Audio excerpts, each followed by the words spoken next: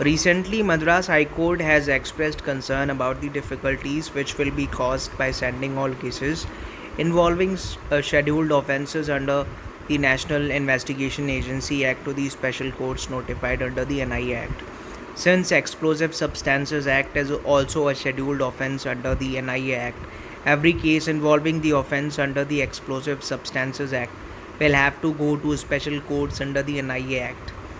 In this context, the High Court noted that the Explosive Substances Act is routinely invoked in gangster crimes in Tamil Nadu, as ordinary rowdy gangs have now graduated from using knives to country bombs, which they find easier to carry and hurl than traditional weapons. Now, a full bench comprising Justice P.N. Prakash, V. Shivagnam, R.N. Manjula was considering a referred question whether the rejection of bail by a sessions court under the Unlawful Activities Prevention Act must be challenged by way of an appeal under the NIA Act, even if the case was being investigated by the state police and not the NIA. Following the Supreme Court verdict in the case Bikramjeet Singh versus State of Punjab, the bench held that such orders can only be challenged by way of appeal under the NIA Act. At the same time, the bench highlighted certain practical problems created by following this interpretation of NIA Act and Unlawful Activities Prevention Act. Advocate John Satyam, counsel for the petitioner, drew the court's attention to the fact that even the Explosive Substances Act is a scheduled offence under the NIA Act. This would mean that final reports will have to be filed before the Sessions Court in routine country bomb cases where Unlawful Activities Prevention Act have been invoked. If the state police were to go by strict mandates of the NIA Act, all FIR under Explosive Substances Act should have to be intimated to the central government. Thus, the central government will be loaded with plethora of such reports from various state governments all over the country, which they have to analyze and take a decision on a case to case basis as to which of the cases have to be dealt with by the NIA and which have to be left with the state police to proceed with the investigation.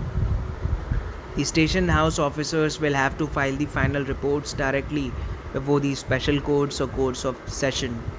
In a considered opinion, the very purpose and object of the NIA Act would stand defeated if all and sundry run of the mill country bomb cases are treated as terrorist offences and sent to special courts and session courts for trial. The court observed it underscored that the sessions court are already overburdened with routine judicial work. The very purpose of the NIA Act 2008 is to expedite the trial of serious offences enumerated in the schedule, which would be defeated if one court is jurisdictionally overloaded with several enactments conferring special jurisdiction. This is a practical issue which, if not addressed with reasonable dispatch, would defeat the very purpose of having special courts, the court observed. That apart, we find yet another incongruity inasmuch as when a scheduled offence is under investigation by the CBI, it neither falls under the category of NIA nor under the category of a state agency, with the result that the NIA Act would not apply to such cases. The final report of the CBI will have to be filed only before the regular jurisdictional magistrate when it discloses a scheduled offence in the hypothetical case referred to above. Now, this case is Jafar Sadiq Babu versus State. Thank you.